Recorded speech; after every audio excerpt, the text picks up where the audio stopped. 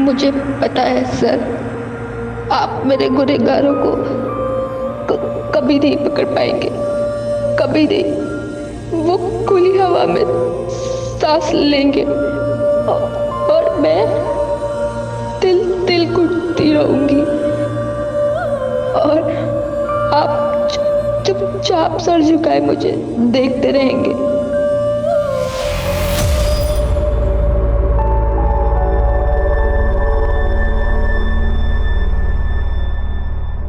नमस्कार, आदाब। Crime petrol सतर्क के आज के एपिसोड में मैं अनूप सोनी आप सबका स्वागत करता हूं। हमारा देश अब लॉकडाउन से अनलॉक की दिशा में बढ़ रहा है। लॉकडाउन के दौरान जब हम अपने घरों में महफूज बैठे थे, उसी दौरान हमारे ये फ्रंट लाइन वॉरियर्स अपनी जान की परवाह किए बगैर पूरी निष्ठा के साथ अपनी ड्यूटी निभा रहे थे। क्राइम पेट्रोल और सोनी एंटरटेनमेंट की टीम इन सभी वॉरियर्स का तहे दिल से शुक्रिया अदा करती है।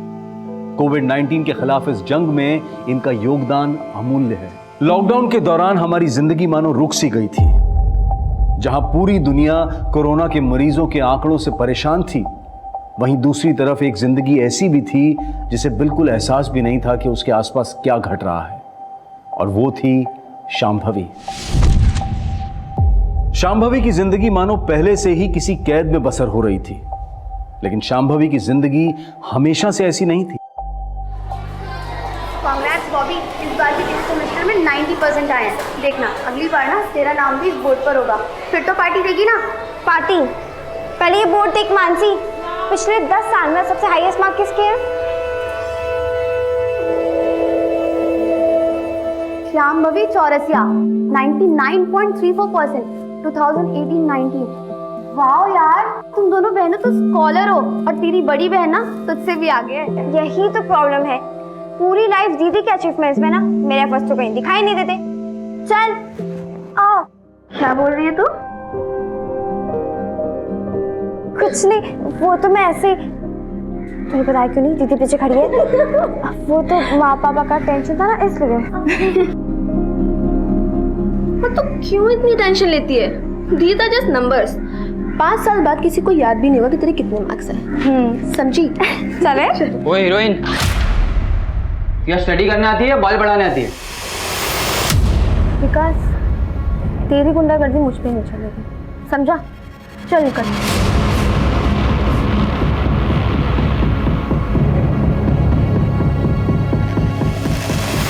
दीदी, जो हुआ उसमें तुम्हारी गलती नहीं थी ना, मैं समझा दूंगी माँ पापा को। अरे माँ पापा तो ठीक है यार, मुझे टेंशन दादी की है। लेकिन इतना कुछ होने के बाद भी तुम इतनी नॉर्मल कैसे रह सकती हो?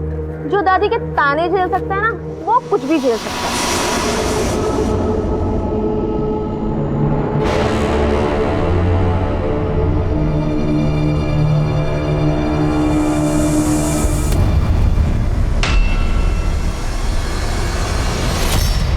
शांभवी, इधर आ, इधर आ तू।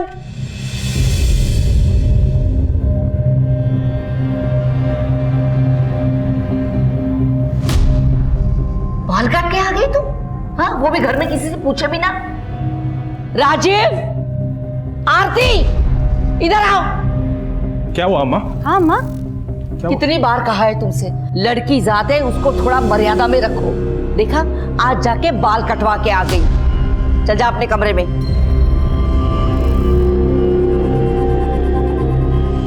कह देती हूँ, ये लड़की एक दिन हम सबको खून के आंसू रुलाएगी, याद रखना। माँ, पापा, अब दादी कुछ कहते क्यों नहीं हो? वो इतने ताने क्यों देती है?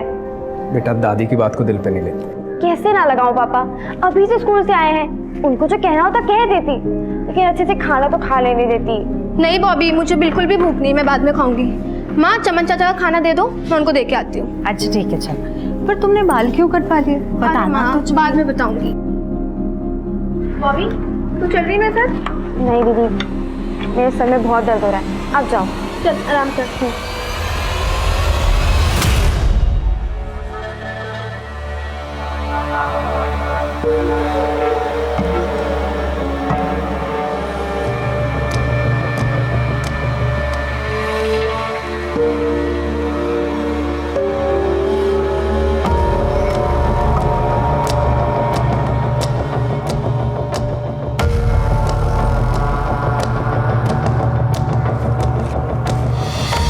लो चमन चाचा, ये लीजिए आपका खाना।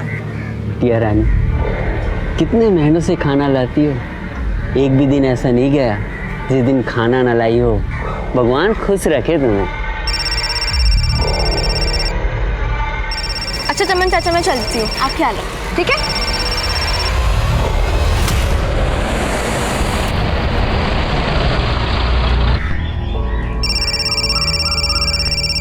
हेलो हेलो, आवाज नहीं आ रहा है।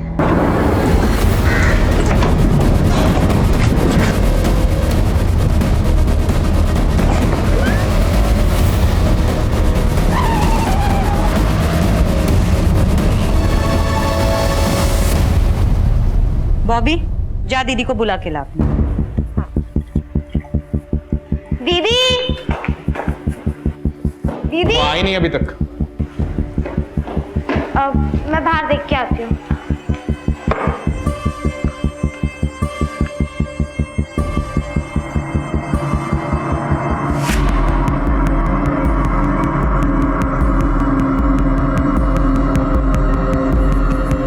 बाहर तो नहीं है। कहाँ गई होगी? मैं फोन करके पूछती हूँ। आप जिस नंबर को डायल कर रहे हैं वो इस समय स्विच ऑफ है। फोन तो बंद आ रहा है। यहीं कहीं होगी, मैं जाके देखता हूँ। मैं भी आती हूँ। हाँ चल बेटा।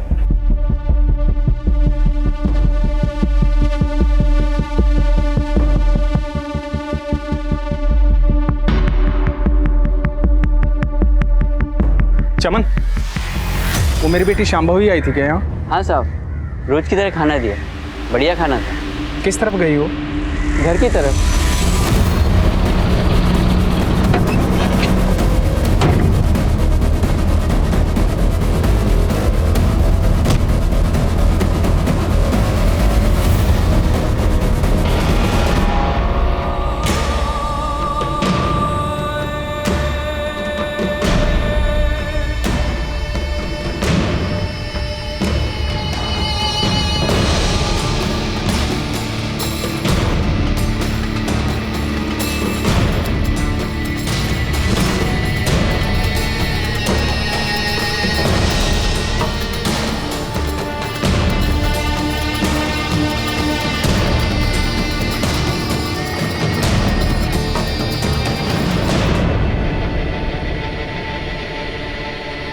मिली शांभवी? बहुत जगह ढूंढा, कहीं नहीं मिली। हमें पुलिस में रिपोर्ट करवानी होगी। पागल हो गए हैं तू राजीव? इतनी छोटी सी बात के लिए पुलिस में जाएगा? कोई जरूरत नहीं है, यही कहीं गई होगी, अपने दोस्त के पास आ जाएगी। लेकिन माँ, कितनी बार कहा है तुमसे, लड़की जात है, काबू में रखो, पर मेरी बात सुनता कौन है? गई होगी कहीं पे मुंह फुलाकर।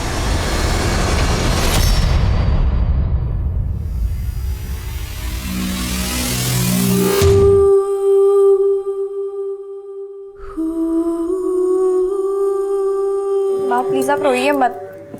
आप प्लीज पुलिस के पास जाइए ना। पता नहीं मेरी बच्ची कहाँ होगी, कैसी होगी, किस हाल में होगी। बड़े मजे में होगी तेरी बेटी। दिन दहाड़े दरवाजे से कोई नहीं उठा के लेके गया उसे। और हाँ, पहले ही बता देती हूँ, पुलिस में जाने की कोई जरूरत नहीं है, खामखा बदनामी होगी।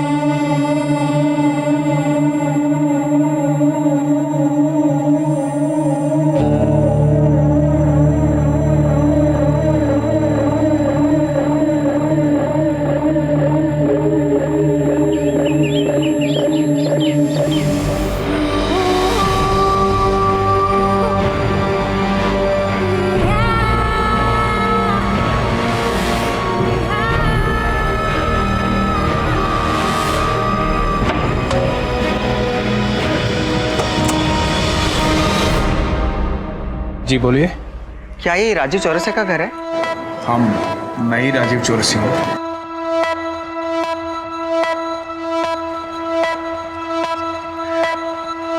वो थोड़ी देर पहले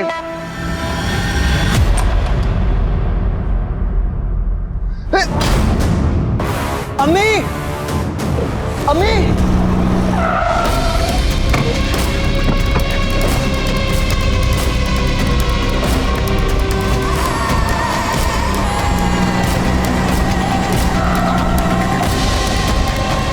आरती, आरती, आरती, आरती, शाबाश, शाबाश, शाबाश। कपड़े पहना दो इसे, बेटा कपड़े लेके हमें इसे हॉस्पिटल लेकर जाना पड़ेगा। नहीं नहीं, जल्दबाजी मत करो। इसे हॉस्पिटल लेके जाने की कोई जरूरत नहीं है, थोड़ा सा वक्त दे दो, ठीक हो जाएगी। अरे हॉस्पिटल ले गए तो पुलिस केस होगा, फालतू का बखेड़ा नहीं चाहिए। लेकिन माँ, जब देखो तुम सब लोग अपनी मनमानी करते रहते हो।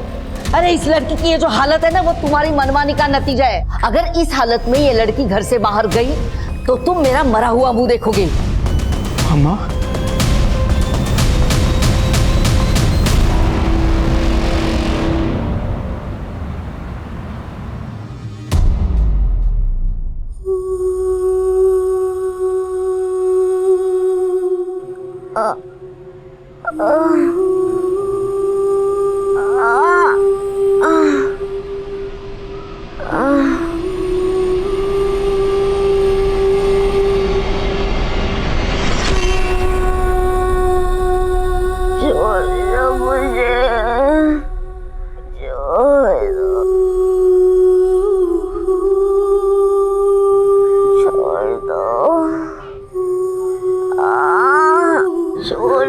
दीदी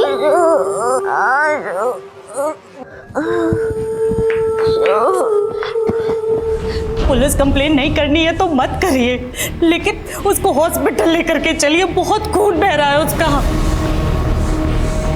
काम करते हैं, वो शांभवी को डॉक्टर श्याम के पास ले चलते हैं। दोस्त है मेरा, बात बाहर भी नहीं जाओ।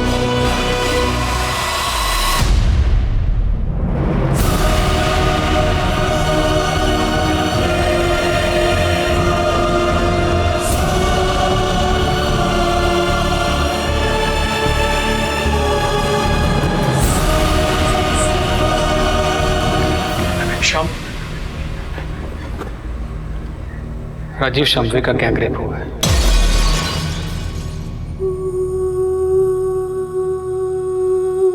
शायद 2 से ज्यादा लोग थे। बहुत तड़पाया गया उसे।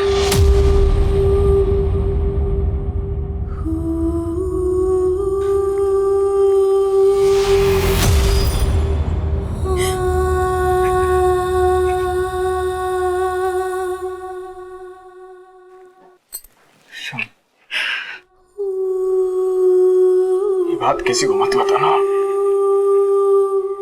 अपने घर में भी नहीं। ये तो कैसी बातें कर रहा है यार? ये वक्त समाज के बारे में सोचने का नहीं है। अपनी बेटी के बारे में सोच। 11 कांच के टुकड़े, 2 पेपर कप्स, 5 पत्थर के टुकड़े।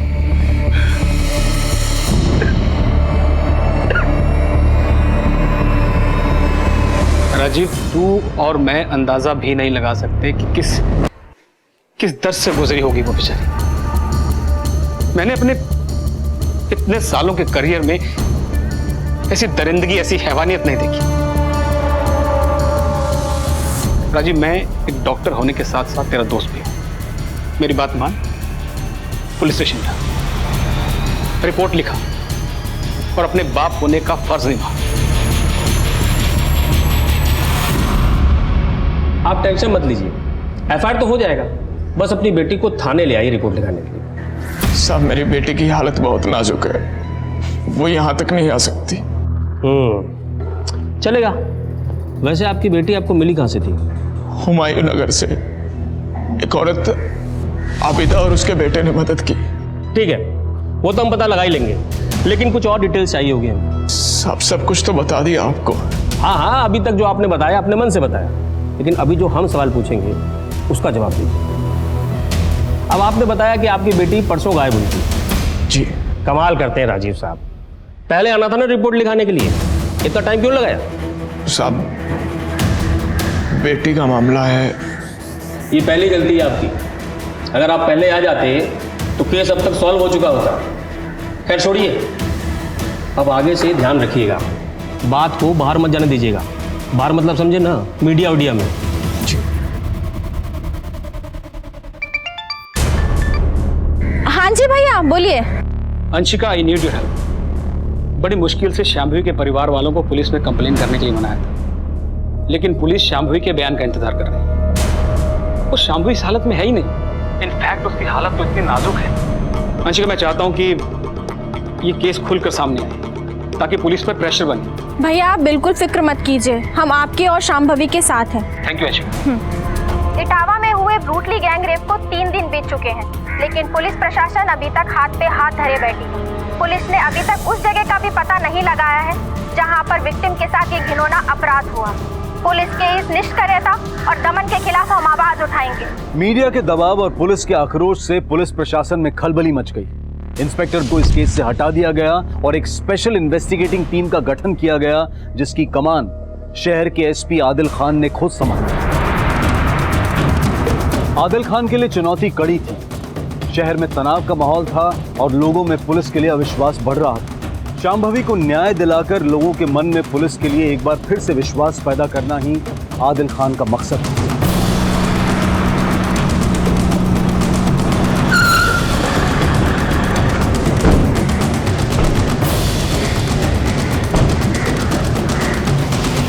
अब क्या बचा है यहाँ?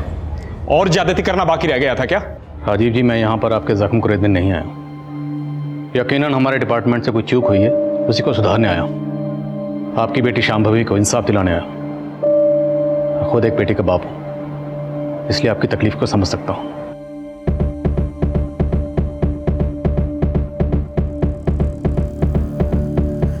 आइए सर, आइए।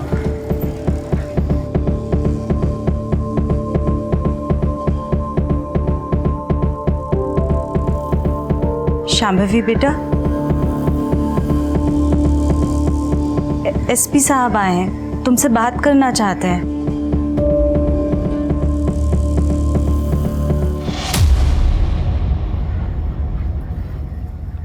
डरो मत बेटा, ये नए अफसर है, हमारी मदद करना चाहते हैं।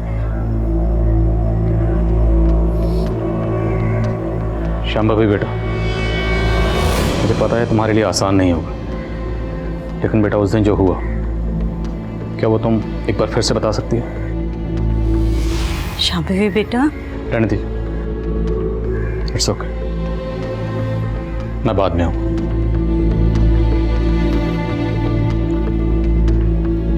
राजीव जी, जिस दिन ये हादसा हुआ, उस दिन क्या हुआ था? आई मीन एग्जैक्टली क्या हुआ था? सर, पिछले कई सालों से शांभवी दीदी हमारे कॉलोनी में आगे बैठने वाले भिखारी चमन चाचा को खाना देती थी। हर रोज की तरह उस दिन भी वो खाना देने गई थी। हम सब दीदी का इंतजार कर रहे थे, लेकिन वो लौटी ही नहीं।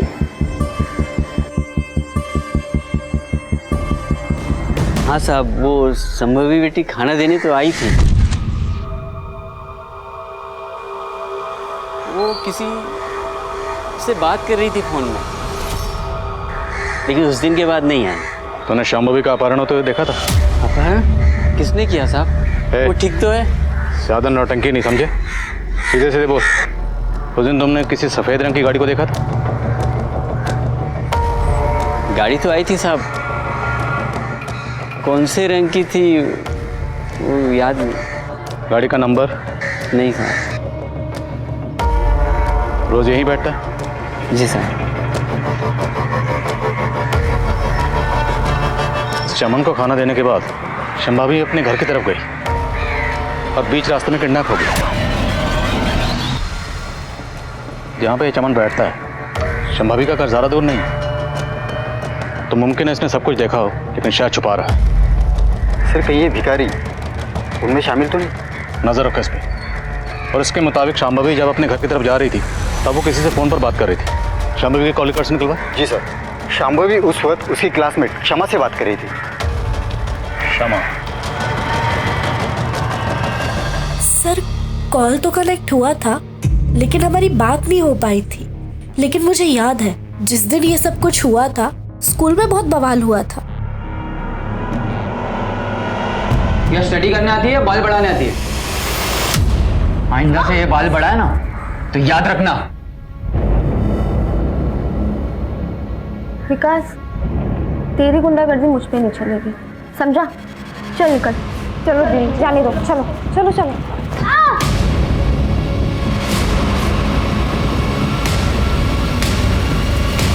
शांभवी ने उसकी कंप्लेंट प्रिंसिपल से कर दी थी और प्रिंसिपल ने 1 वीक के लिए उसे सस्पेंड भी कर दिया था।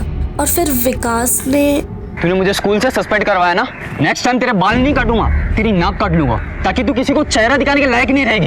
इस बार तो छोड़ दिया तुझे, अगली बार मुझे हाथ भी लगाया ना तो हाथ तोड़ दूंगी तेरा। तेरा लक्षण नहीं बिगाड़ा ना तो मेरा नाम विकास खरे नहीं। शांभवी बेटा, बेफिक्र रहो, मैं तुमसे ऐसा कोई सवाल नहीं करूंगा जो तुम्हें तकलीफ दे, लेकिन फिर भी तुम्हें जहां भी लगे हम इस पूछताछ को वहीं बंद कर सकते हैं। ओके बेटा, तुमने विकास खरे के बारे में पीएस शब्बीर अहमद को बताया था? सर, विकास ने धमकी दी थी, लेकिन तब लगा नहीं था कि वो ऐसा भी कुछ कर सकता है। लेकिन कुछ दिन पहले जब उसका मैसेज आया। मैसेज?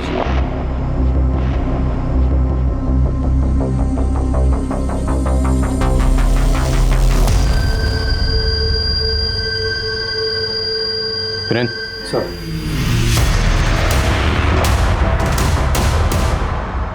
शांभवी बेटा, क्या अब तो मुझे बताओगे कि उस दिन तुम्हारे साथ क्या हुआ था?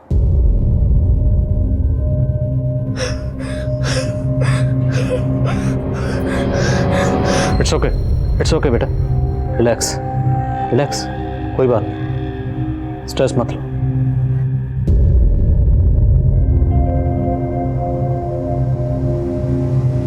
अच्छे लोग थे,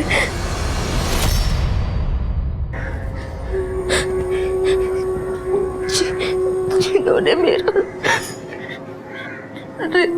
कि मैं चिल्लाती नहीं,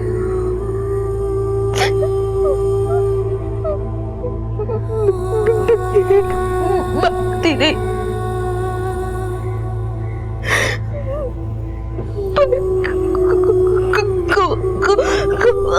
कोई नहीं रुका।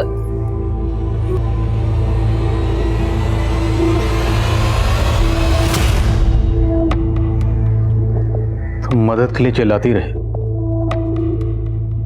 किसी ने तुम्हारी आवाज नहीं सुनी? आए थे कुछ लोग, आवाज सुन के मेरी मदद करने। कौन थे वो लोग? अच्छे लोग, बहुत अच्छे लोग थे, मदद कर आए थे, मदद करने अच्छे लोग।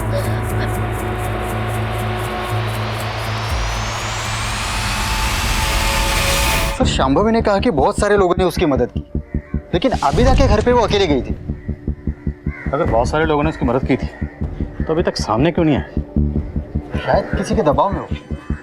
कोई बात नहीं, एक बार क्राइम सीन का पता चल जाए तो सब के सब मिल जाएंगे। तुम वाइट मैन क्राइम सीन का पता करो और सुनो, वो विकास करे, बुलाओ उसे पुलिस स्टेशन। सर, बोल, शांभवी से तेरी क्या प्रॉब्लम थी?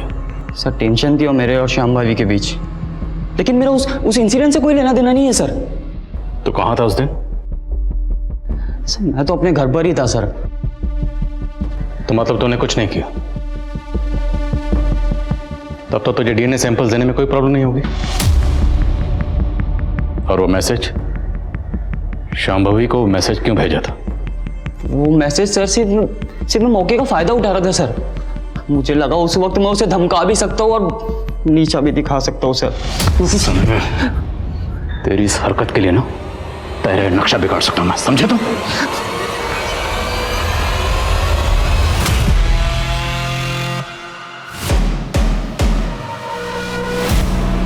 सर, ये हुमायूं नगर का सीसीटीवी फुटेज है। इसमें एग्जैक्टली उसी मॉडल की वाइट वैन दिख रही है जिसका जिक्र शांभवी ने किया था। ये वैन 3:32 पर निकलती है और 7:35 पर रिटर्न आई। पता चला ये वैन किसकी है? नहीं सर, नंबर प्लेट क्लियर नहीं है। पता करो शहर में किस किस के पास इस मॉडल की सफेद वैन, एक एक से पूछताछ करो। एक और बात सर, ये एरिया आबिदा के घर से ज्यादा दूर नहीं है। तो पक्का क्राइम सीन भी आबिदा के घर के आसपास ही।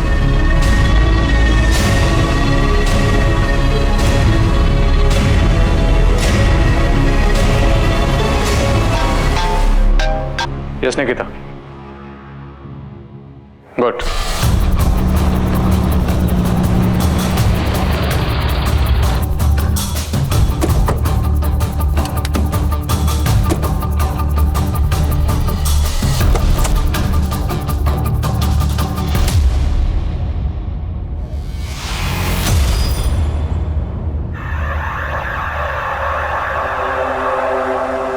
लगता है शांभवी के साथ घटना यहीं घटी है।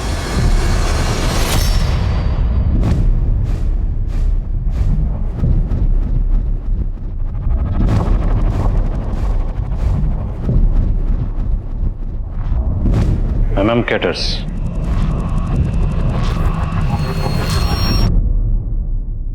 सर, विक्टिम के शरीर से कांच के टुकड़े मिले और यहाँ भी इतने कांच के टुकड़े बिखरे हुए हैं।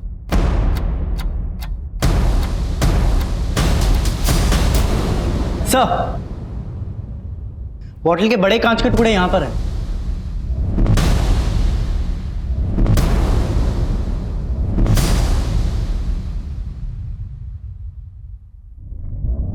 अबिदा का घर यहाँ से 300 मीटर की दूरी पर होगा। शांभवी यहाँ से रेंगते हुए वहां गई हो।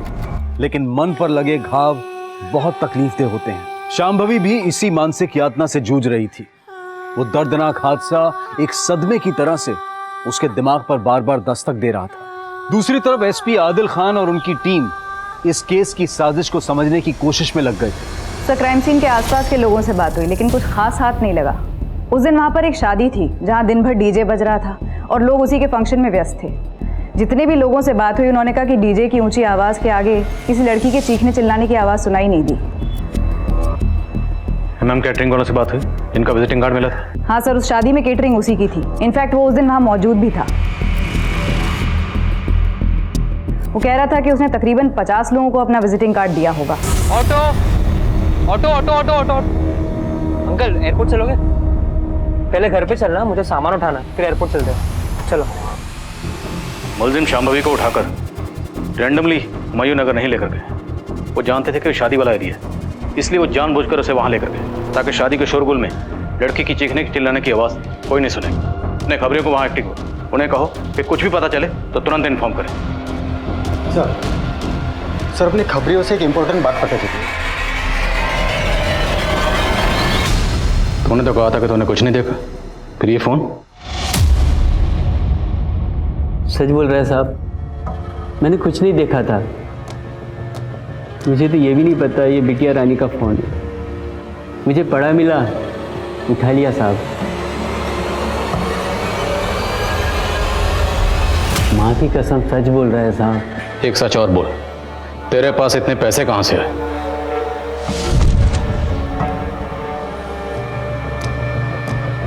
वो साहब, मेरी एक झुग्गी है, वो किराए पे चढ़ाया है।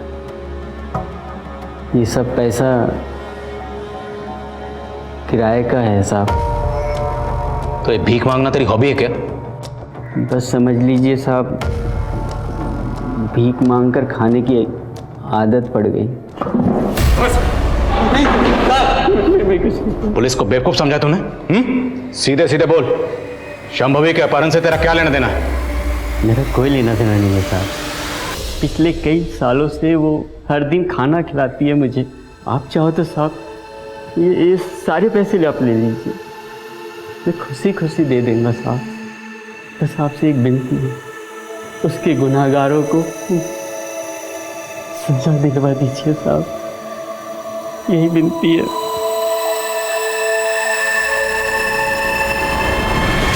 ये सब मेरी गलती है। मैंने तुझे हमेशा डांटा, कभी तुझसे प्यार नहीं किया। तुझे ना जैसे कपड़े पहनने पहन, तुझे जैसे बाल काटने हैं काट ले, मैं तुझे नहीं टोकूंगी। बस तू ठीक हो जा। अब पछताने से क्या फायदा अम्मा? आप यहाँ से चली जाइए, चली जाइए।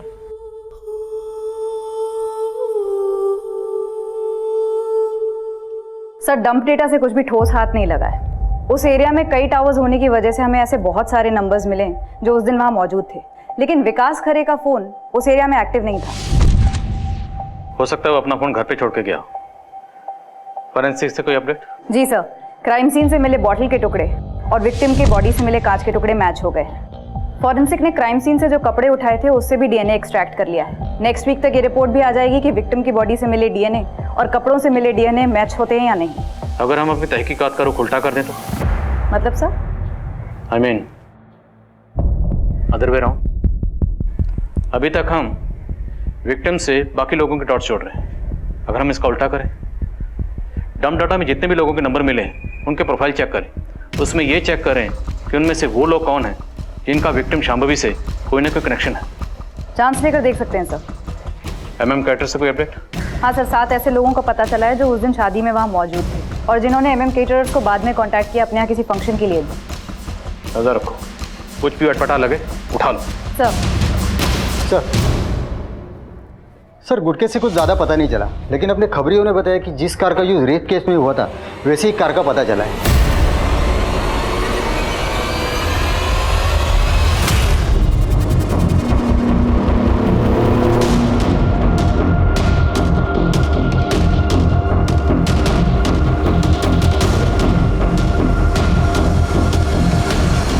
शांभवी की हालत फिर से बिगड़ने लगी है। लगता है वो अपनी उम्मीद खोती जा रही है। लेकिन डॉक्टर आप तो कह रहे थे कि उसकी हालत में सुधार आ रहा है। हाँ, कहा था कि उसकी सभी रिपोर्ट्स इंप्रूवमेंट दिखा रहे हैं, लेकिन उसकी हालत में बिल्कुल भी सुधार नहीं हो रहा। यहाँ तक कि वो अपने पैरों तक को हिला नहीं पा रही। मानो वो चाहती नहीं कि वो ठीक हो साइकोलॉजिकली। सर, दवाइयाँ अपना काम कर रही हैं, लेकिन इंसान ठीक होता है अपनी विल पावर से। रेप और ह्यूमिलेशन ने उसके ब्रेन के एक हिस्से को बुरी तरह डैमेज कर दिया और वो तब तक नहीं भरेगा जब तक वो खुद नहीं चाहे।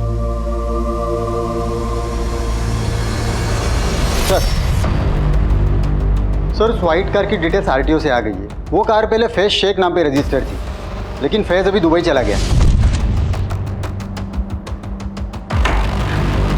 क्राइम में जिसकी गाड़ी इस्तेमाल हुई वो हमारे हाथ से निकल गया। सर और एक बात पता चली, फैज के दुबई जाने के बाद उसी एरिया का और एक आदमी अकरम बेग, उसने भी दुबई के वीज़ा के लिए अप्लाई किया था। सर खबरियों ने बताया कि 1 महीने पहले तक उसका दुबई जाने का कोई प्लान नहीं था और ना उसके पास पैसे थे। मुझे शक हुआ तो मैंने क्राइम सीन के डंप डाटा में उन दोनों का नंबर चेक किया। ये अकरम और फैज दोनों मौजूद थे वहाँ पर? हाँ सर। उठाओ इस अकरम को। सर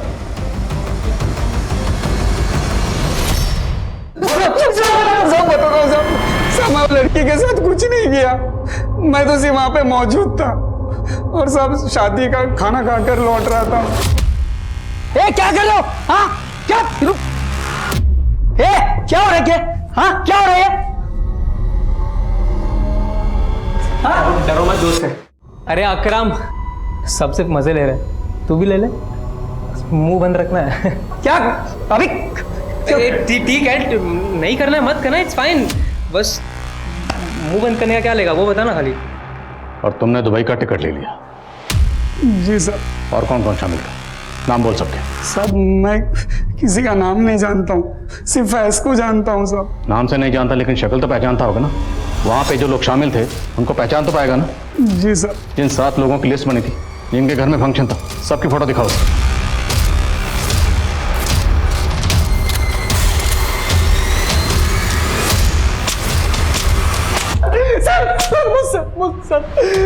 सर मुझसे बहुत बड़ी गलती हो गई सर। मैं सच बोल रहा हूँ सर। मैं उस लड़की को जानता भी नहीं था सर। मैं अपने फोन से बात करते हुए वहां से जा रहा था, तभी मैंने लड़की की चीख अंदर गया तो देखा कि कुछ लोग उसका रेप कर रहे थे।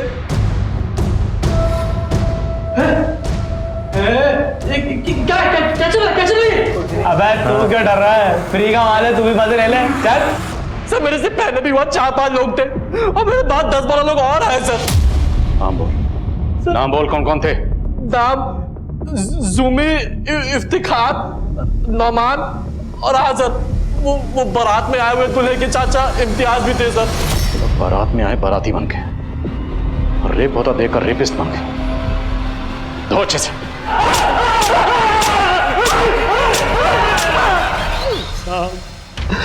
मेरी बीवी को गुजरे हुए 6 साल हो गए साहब। मैं उस दिन फोन पर किसी रिश्तेदार से बात कर रहा था और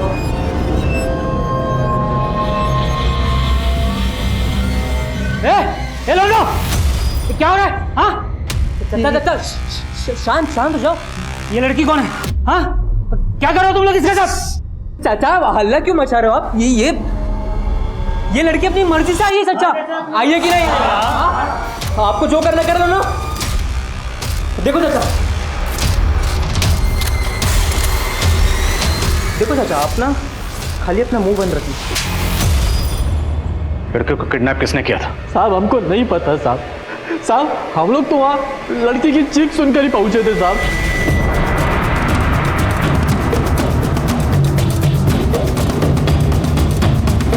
सर खबरी से एक टीम मिली है। रफीक नाम के आदमी का गैरेज है शांभवी के घर से थोड़ी ही दूर, और फैज रफीक का बहुत अच्छा दोस्त है। और रफीक के गैरेज में 2 लड़के काम करते हैं, नईम और शिवा। फैज की उन दोनों से भी दोस्ती है। उठा लो।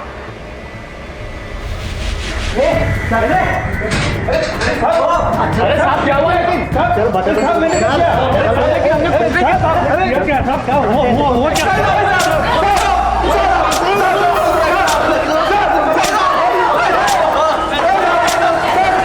तुम लोगों की सारी पोल खुल चुकी है। अगर सच नहीं बोलोगे ना तो हड्डियों के जोड़ भी खोल देंगे। बोलो, तुम लोगों ने फैज के साथ मिलकर ये घिनौनी हरकत क्यों की? बताता हूँ साहब, हमने उठाया था उसे। नईम, फैज और रफीक सब साथ साथ। शांभवी के साथ तुम लोगों की क्या दुश्मनी थी? सब बहुत शौक था उस लौंडिया को लौंडा बनने का। बहुत गुरूर था उसको अपनी खूबसूरती पर और दिमाग पर। और रफीक भाई, इन लौंडियों के बाप को कुछ ज्यादा ही चर्बी चढ़ रही है। ऐसा पानी फेरेंगे कि इनके बाप की चर्बी भी पिघल जाएगी। देखो कैसे घूर रही, देखो लगता बताना ही पड़ेगा। हाँ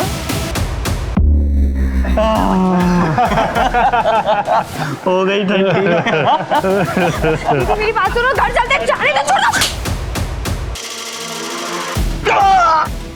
ना मर्दानगी दिखाने का इतना ही शौक है ना तुझे, तो ऐसी जगह जाके दिखा कि तेरी अम्मी और बहन भी देख सके, समझा? लेकिन उसने लौंडिया पने की सारी हदें पार करती थी। हमारे दोस्त रफीक को हमारी दुकान पे थप्पड़ मार के साथ सबके सामने सरिया बेइज्जती कर दी हमारी। देसी लड़की दिन दहाड़े थप्पड़ मार गई, नामर्द बोल गई, घर का काम काज छोड़ के बाहर घूमती है मर्दों की तरह, और हमें ज्ञान पेल रही है। सबक तो सिखाना पड़ेगा रफीक भाई। सबक तो मैं सिखाऊंगा उस लौंडिया को, पर कैसा सिखाऊं ये समझ में नहीं आ रहा है। बस मेरे पास एक रास्ता है। अपने फैज के पास गाड़ी है ना, और अपने को गाड़ी मिल जाए ना तो अपना काम हो जाएगा। 5-6 महीने तक हमने कुछ नहीं किया था ताकि मामला शांत हो जाए। वो रोज उस भिखारी को खाना देने जाती थी। हम लोगों ने सारा इंतजाम कर लिया था, बस सही वक्त का इंतजार कर रहे थे। और उस दिन तो बॉबी भी उसके साथ नहीं आई थी साहब। हमें वो मौका एकदम सही लगा काम को अंजाम देने का। हमने फौरन फैज को बुला लिया।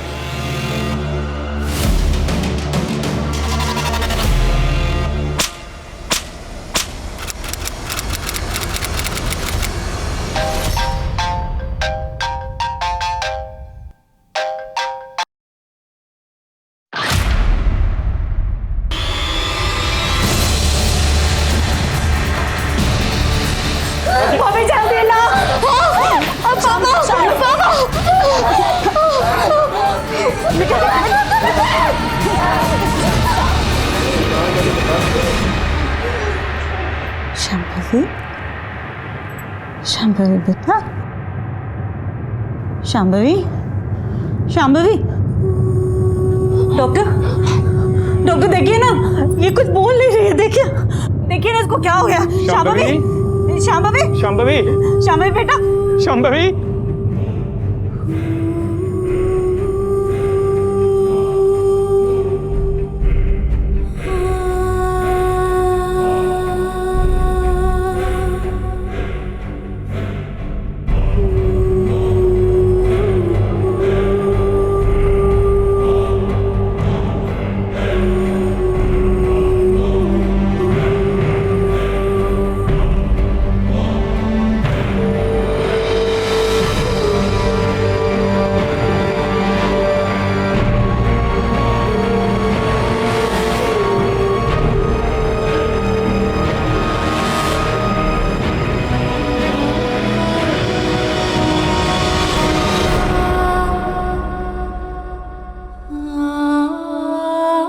पॉलिटिकल डिप्लोमेसी के तहत पुलिस दुबई जाकर बैठे फैज शेख को इंडिया लाने में कामयाब हो गई। शांभवी के सभी गुनहगार इस वक्त सलाखों के पीछे हैं, लेकिन अफसोस इस बात का है कि ये दिन देखना शांभवी के नसीब में नहीं था। शांभवी एक बहुत ही होनहार और साहसी लड़की थी। एक उज्जवल भविष्य उसके सामने था, लेकिन कुछ लड़कों की भद्दी सोच और हैवानियत ने उसकी जिंदगी तबाह कर दी। लड़कियों के साथ छेड़छाड़ की घटनाओं के बारे में हम अक्सर अखबारों में पढ़ते रहते हैं, और शायद यही कारण है कि हम इस समस्या को एक आम समस्या मानने लगे हैं, जबकि सच्चाई ये है कि ये घटनाएं हमारे समाज के चरित्र को दिखाती हैं। कॉलेज जाने वाली लड़की हो या फिर काम करने वाली महिला, हर औरत को कभी ना कभी इस समस्या का सामना करना ही पड़ता है। कुछ महिलाएं तो छेड़छाड़ करने वालों को मुंह तोड़ जवाब देती हैं और डटकर उनका मुकाबला करती हैं, पर ज्यादातर महिलाएं चुप रहना ही बेहतर समझती हैं। लेकिन चुप्पी समझदारी नहीं है। ऐसा करने से इन घटनाओं को और बढ़ावा मिलता है। इस समस्या से निपटने के लिए यह बेहद जरूरी है कि हम ईव टीजिंग के खिलाफ जीरो टॉलरेंस पॉलिसी अपनाएं, और साथ ही साथ छेड़छाड़ करने वालों के खिलाफ पुलिस को भी सख्त रवैया अपनाना होगा। तभी महिलाओं के लिए एक सुरक्षित माहौल बन पाएगा। देखते हैं हमारे आज के एपिसोड की दूसरी कहानी।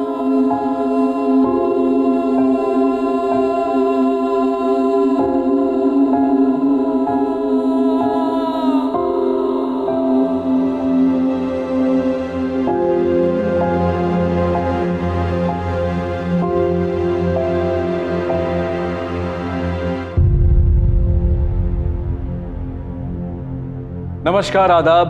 क्राइम पेट्रोल सतर्क के आज के एपिसोड में मैं अनूप सोनी आप सबका स्वागत करता हूं। कहते हैं कि आपदा विपदा के समय ही इंसान के धैर्य की, उसके चरित्र की परीक्षा होती है। कोविड-19 की महामारी ने पूरे देश को ही नहीं बल्कि पूरे विश्व को रोक दिया है। लेकिन ऐसे मुश्किल समय में हमारे सभी डॉक्टर्स, नर्सेज, पुलिस कर्मचारी, सफाई कर्मी और वो सभी लोग जिन्होंने हमारे घर तक हमारी जरूरत की चीज को डिलीवर करके हमें घर में सुरक्षित रहने में मदद की, उन सभी कोविड वॉरियर्स, सभी कोविड योद्धाओं को क्राइम पेट्रोल और सोनी एंटरटेनमेंट की टीम सैल्यूट करती है। लेकिन जहां एक तरफ इन लोगों ने पूरी निष्ठा से समाज और देश के सामने शानदार एग्जाम्पल पेश किए, वहीं कुछ नकारात्मक सोच और इंसानों ने ऐसे बुरे वक्त में भी अपराध का दामन नहीं छोड़ा, और हमेशा की तरह इस आपदा के समय में भी अपराध की सबसे पहली मार पड़ी महिलाओं पर। फिर वो उनके अपने घर का डोमेस्टिक वायलेंस हो या फिर खाली सड़कों का फायदा उठाकर किया गया उनका शोषण।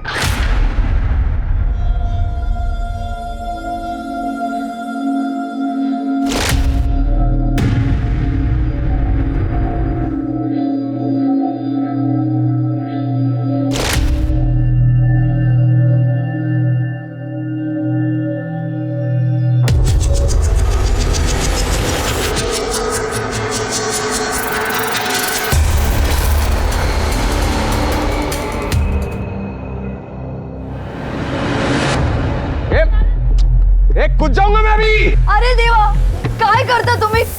भगवान के लिए नीचे आ जाइए। दादा हम कुछ करते हैं ना, आप नीचे जाइए। नीचे जाइए दादा। नीचे उतर नालायक। जब तक मुझे दारू नहीं मिलेगा मैं यहाँ से नीचे नहीं उतरूंगा। बिना दारू के लॉकडाउन में मेरी जिंदगी की बाट लग गई है। दारू लाके दो, नहीं तो मेरा आरती का बंदोबस्त करो। मैं बोल रहा हूँ तो आता भी जातू भी आता। ये वो सारा सामान जिसकी आपने लिस्ट दी थी। Thank you sir. और कुछ लगेगा तो कॉल कर देना। सर मेरे बाबा कब तक आएंगे? वो तो नहीं बता सकते क्योंकि वो कोविड पॉजिटिव है। कम से कम 14 दिन तो लगेंगे। बचपन में माँ चल बसी, बस बाबा ही है। उन्हें कुछ हो गया तो मेरा क्या होगा? नहीं ऐसा मत सोचिए, उन्हें कुछ नहीं होगा। मैंने डॉक्टर के साथ बात की, उनकी रिकवरी फास्ट हो रही है। आ जाएंगे उस घर में। ये तो बाजू वाले दिनेश दादा की आवाज है। तुम अंदर जाओ, हम देखते हैं। अरे दारू तो क्या दवाई के वांदे हैं। अरे जिंदगी की कुछ तो कदर कर बेटा। अरे जिंदगी की ऐसी की तैसी। मैं अभी कूदू क्या? बोलो कूदू क्या? कूदू क्या? ये क्या चाहिए क्या इसको? सब उसको दारू चाहिए। ए माला दारू पाहिजे साहब। कितनी पाहिजे? दो क्वार्टर नहीं, 2 बोतल चाहिए। लाके देगा क्या? ये तो कूदूगा। मैं देता हूँ। नक्की साहब? मैंने बहुत जनों को दिया है लॉकडाउन में। संगम हुआ इसको फोन सर। हाँ? अरे आऊं क्या? मैं मजाक नहीं कर रहा ना। हाँ मोरे, हाँ 3 बोतल चाहिए थी।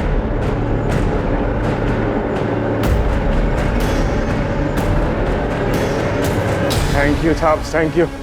16-17 दिन हो गए साहब बिना दारू पिए। दारू चाहिए तेरे को? ये हाथ दिया ना। नहीं सब जाने दीजिए ना साहब। अरे क्या जाने दीजिए? क्यों जा साहब? अरे बाबा नाक में दम कर रखा है इसने। बाबा मुलगा है तुमचा साहब, आपसे नहीं करेंगे। तुम्हें पर बोला ना। ऐसा पत साहब नहीं करूंगा मैं। वापस करेगा ना तो 6 महीने के लिए अंदर कर दूंगा तेरे को। अगर इसे ऐसा छोड़ देंगे टेरेस से फिर से एंटेना बन के नहीं करेंगे। इसके बाद में ऐसा नाटक करेगा ना सुसाइड करने का, तो सुसाइड केस में अंदर कर दूंगा तेरे को। नहीं तो लॉकडाउन में तू बाहर निकला ये केस में, समझा? उठ चल। लोगों को खाने को ना तेरे को दारू चाहिए? नहीं। चला।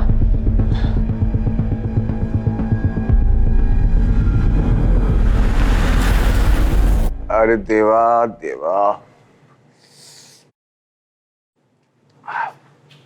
हात दाखवा, औषध लावते।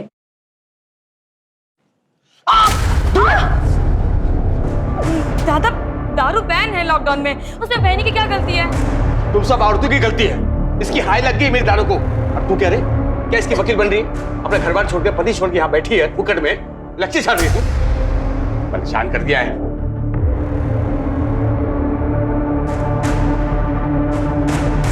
देवा देवा, तूने बेटा ने कैंसर दिया है, कैंसर।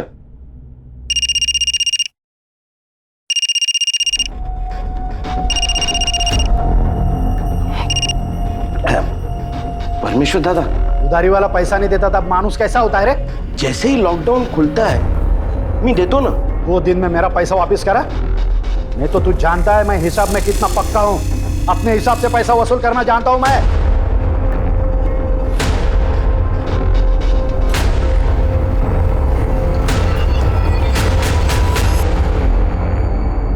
अरे भाऊ आप काहे को टेंशन ले रहे हो? सरकार ने दारू बंद किया है, अपन ने नहीं। अपना काम चालू है, आपका माल पहुंच जाएगा। हाँ पहुंच जाएगा, पहुंच जाएगा। Okay okay. यार क्या चल रहा है? रख मोबाइल रख। लॉकडाउन है इसका मतलब ये है क्या पूरा काम धंधा बंद है, कुछ काम क्या करना? अरे पापा जाने दो ना, मैं समझाता। इसको नहीं पूरे गांव का समझा। लॉकडाउन है तो मेरा पैसा भूल गए सब। कुछ भी कर, मेरे को मेरा पैसा चाहिए, समझा? जी पापा।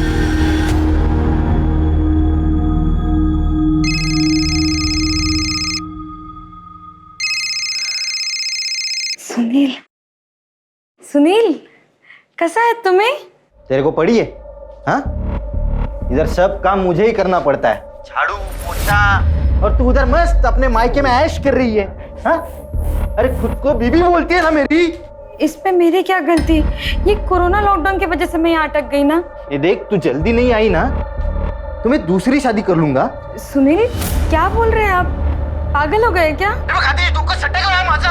देख अभी बोल रहा, जल्दी कर लूंगा। सुन,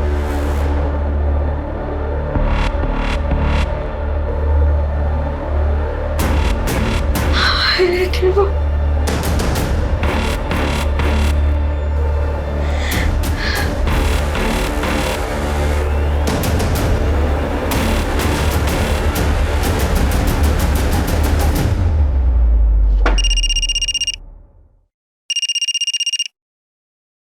हाँ आरती। हेलो हेलो गोपाल दादा, आपकी गाड़ी जाती है ना मुंबई सब्जी लेके? हाँ रोज जाता हूँ। क्यों? दादा मेरे को कल ले जाओगे? मेरे को अपने पति के घर जाने का है। हाँ ठीक है।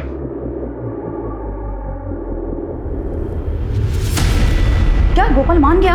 हाँ बहुत तोलमोल करके माना। कहा कि सुबह 5 बजे जाती है उनकी गाड़ी सब्जी मंडी, तो वो मुझे उसी वक्त ले जाएंगे। देख ऐसा अकेले जाना सेफ नहीं है, बाबा को साथ ले जा। कैसी बातें कर रही है बहनी? लॉकडाउन में मेरा जाना मुश्किल है और आप कह रही बाबा को ले जाओ साथ में। नको बहनी, सुनिए उनको तो बताना भी मत। एक तो जाने नहीं देंगे, ऊपर से लड़ेंगे अलग। ऐसे कैसे जाएगी तू? काही झालं तर? अगर नहीं गई ना तो सचमुच कुछ हो जाएगा।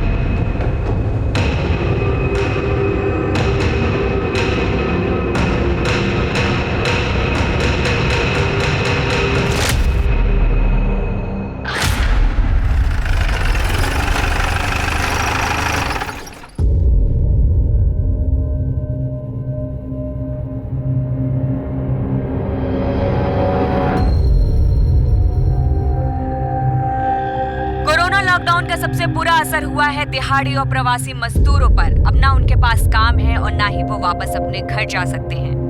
काय अवस्था झाली सर, सोचिए ना, लॉकडाउन में लोगों के पास घर नहीं, घर नहीं, ऊपर से बीमारी का खतरा, खराब हालत है बहुत। ये कोरोना कब जाएगा किसको मालूम। सर, एक लड़की कंप्लेंट के लिए आई है। बोलो।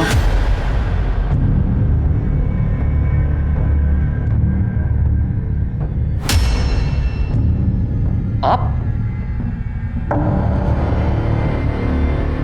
हाँ बताओ क्या हुआ। सर, लॉकडाउन में मैं अपने मायके में रह गई थी। अब मैं अपने पति के घर मुंबई जाना चाहती थी। घर से निकली तो किसी ने मेरे सर पे पत्थर मारा और मैं बेहोश हो गई। उसके बाद उसने मेरा रेप किया। लेकिन आपको पता है ना, लॉकडाउन में एक शहर से दूसरे शहर नहीं जा सकते, फिर भी आप जा रही थी। कैसे जा रही थी? मैं सब्जी वाले टेम्पो में छुप कर जाने वाली थी। क्यों रिस्क लेते आप लोग? हाँ, ये लॉकडाउन आपके भले के लिए किया है ना। कितने बजे की बात है? करीब 4:45 बजे।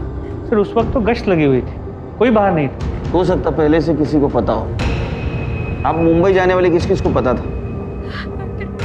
टेम्पो वाले गोपाल दादा, मेरे पति सुनील और बेला बहनी। सुनिए मैडम, मेडिकल लगे होंगे और डीएनए सैंपल और कपड़े अच्छी तरह से कलेक्ट करो। Okay sir. एक काम कर, वो गोपाल टेम्पो वाला, उसका पता करो और आसपास भी पूछताछ करो। जी सर।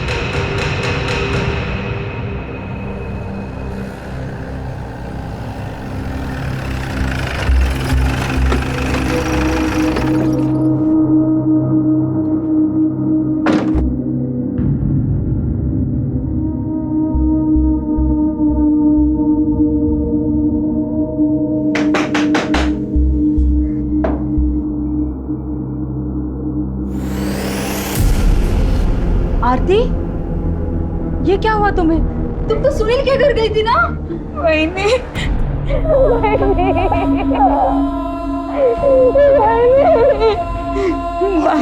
बाबा काय झालं तुला? खतरा हो गया बाबा,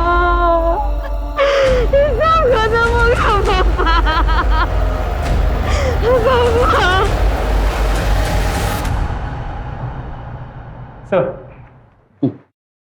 सर आरती का रेप तो हुआ था, लेकिन कोई डीएनए का ट्रेस नहीं मिला।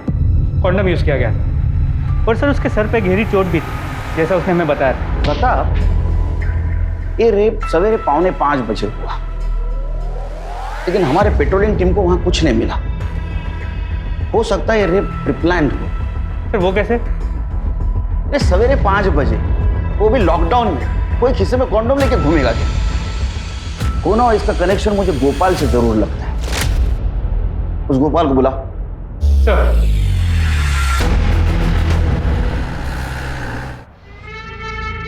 अरे गोपाल भाई, ये लो हाँ लिस्ट, इधर इधर माल पहुंचाने का है और अच्छे से पहुंचाना। पिछली बार जैसा लोचा मत करना यार। संदीप भाई, आजकल पुलिस का चेकिंग बहुत बढ़ गया है, ये माल का क्वांटिटी थोड़ा कम करना पड़ेगा। गोपाल भाई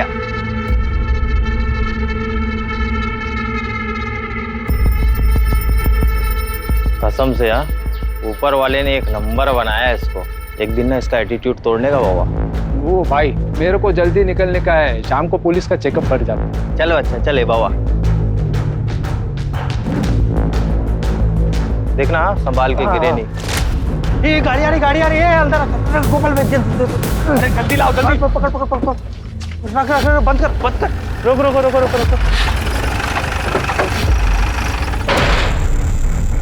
टेम्पो किसका है? मेरा सर। तू गोपाल है? हाँ। अरे क्या लगा रखा है? लॉकडाउन चल रहा है, पता है ना? मास्क कहाँ है तुम लोगों के? मास्क लगाओ मुंह पे। तो लॉकडाउन में वाइन शॉप ओपन करना मना है ना? क्या कर रहे हो यहाँ पे? बंदी तो है, वो तो दिन में 1-2 बार ऐसी राउंड मारने को आ जाते, कभी चोरी बिरी हो गया तो। अच्छा, दुकान देखने टेम्पो लेके आते हो तुम? अरे साहब, वो टेम्पो तो सब्जी का है, वो मैं यहाँ से पास हो रहा था तो संदीप भाई को मिलने को आ गया। ए दीडशाना, तू गप्परा कर दे, इसको गाड़ी में डालो और तुम दोनों फिर से वाइन शॉप के बाहर दिखे ना, तुम दोनों को भी अंदर कर दूंगा, समझे क्या? अरे साहब, अरे साहब, ओ साहब, बंद दारू की दुकान के बाहर खड़े रहना गुनाह है क्या? रेप करके भागा और मुझे सिखाएगा? थाने में बात करता हूँ देर से।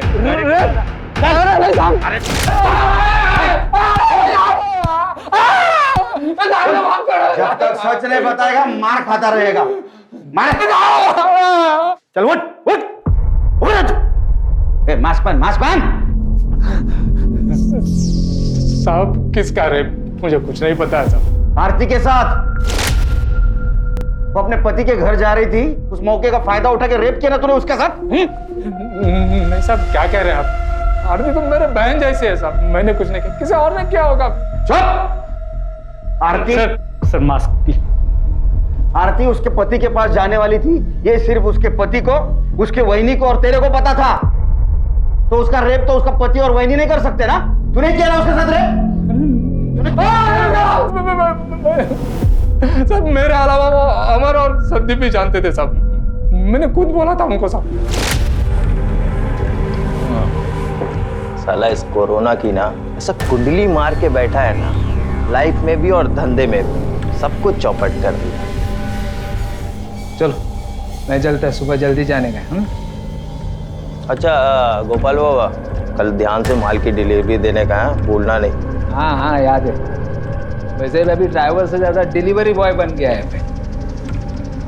कैसे? अरे वो शंकर बाबू की बेटी नहीं आरती, उसको कल उसके पति के घर डिलीवर करने का है।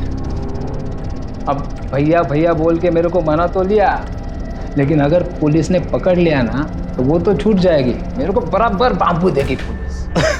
अब रिस्क लिया है तो भोगो। प्रताप, अमर और संदीप को लेके आओ।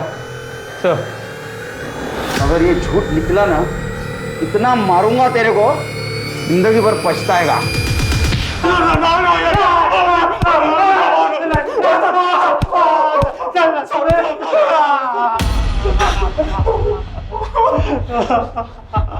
देख, सच बताएगा तो दर्द कम होगा। अगर मोबाइल से तुम्हारा लोकेशन पता चल गया ना, इतना मारूंगा कि दर्द में रोना भी भूल जाओगे। सर हम लोग सच बोल रहे हैं, हमने कुछ नहीं किया सर। सर फालतू में आप लोग को हरास कर रहे हैं, सच्ची बोला तो कुछ भी नहीं किया।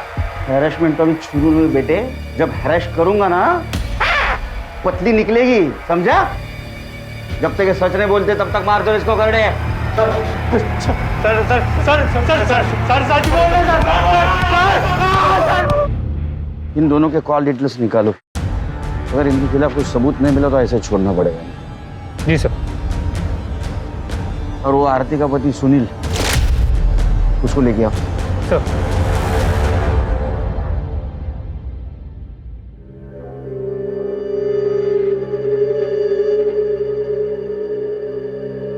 आरती,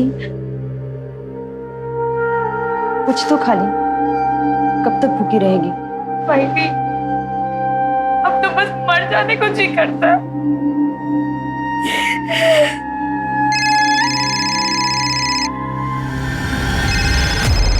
भाई सुनील,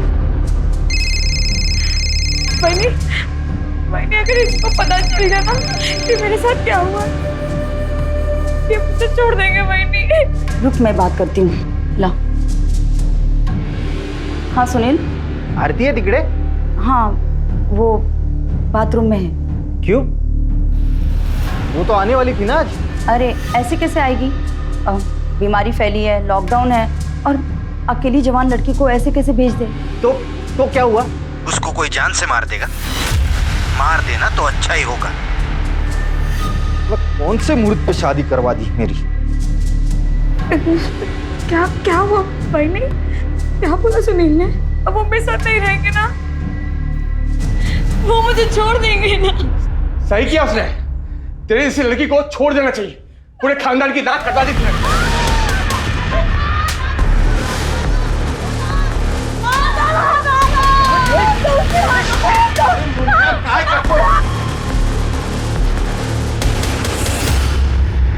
हेलो सर, मेरे बाजू वाले घर में मारपीट हो रही है, लगता है दिनेश भाई किसी को मार रहे हैं।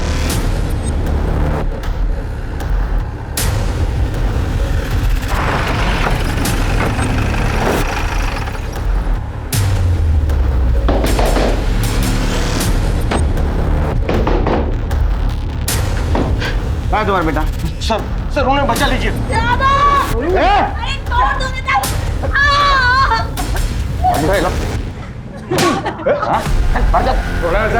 औरत को मारता है तू? शर्म नहीं आ रही तेरे को? चलो इधर खड़े रहो। साहब मेरी क्या गलती है साहब? इसको सब पता था साहब, इसकी वजह से इसका रेप हुआ है साहब। अब इसका पति इसको छोड़ देगा। ये आरती ने मेरी बीवी को सब कुछ बताया था, लेकिन ये मुंह बंद करके रख दी, कुछ नहीं बताया मुझे। मैंने मुंह बंद रखा था? मैंने तो तुम्हें सब कुछ बता दिया था, तुम अपना मुंह फेर के सो गए। वो अपनी आरती है ना, वो कल सब्जी वाले गोपाल के साथ मुंबई जा रही है, उसके टेम्पो में। आप उसे रोको ना। मैं क्यों रोकू रे? अच्छा है ना, भला टली, जाने दे। पर ऐसे वक्त पे वो अकेले कैसे जा सकती है? आप रोको ना उसे। उसको जाना है ना, मरना तो मरने दे। और तुझे उसके पीछे जाके मरना है ना, तुझे जाके मरना भाई। तेरे को तेरी बीवी ने बताया था ना तेरी बहन के बारे में? उसको समझा नहीं तूने? और किस किस को बताया था? अरे साहब मैं मैं किसको क्या को बताएगा? नाक कटा के आई है साहब, भला से कहीं भी जाए। ऐसा मर दे रहे तू? तेरे को किसी की पड़ी नहीं?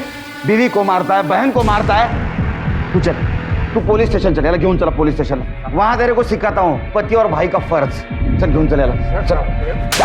साहब जाने दो ना साहब, अब से नहीं करेंगे। बोला ना तू भी पर। हाँ साहब, नहीं करूंगा। तुम जैसे पत्नियों की वजह से इन जैसे पतियों को हिम्मत आती है सब कुछ करने की। साहब ये पति जात होती है ऐसी है, हम पतियों को ही सब कुछ सहना पड़ता है। मेरा पति तो कम से कम मुझे मार पीट के अपने साथ तो रखता है, लेकिन ये आरती का पति हर रोज दूसरी बीवी लाने की बात करता है। बेचारी इसी डर में रहती है। और आज तो कह रहा था आरती को कोई जान से मार दे तो ये अच्छा होगा।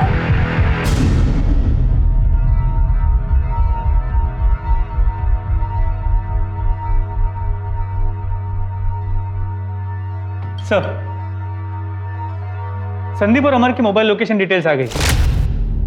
रेप के वक्त दोनों की मोबाइल की लोकेशन उनके घर की है। मोबाइल घर पे भी तो छोड़ के जा सकते हैं। उसकी कोई क्राइम हिस्ट्री? जी सर, संदीप की है।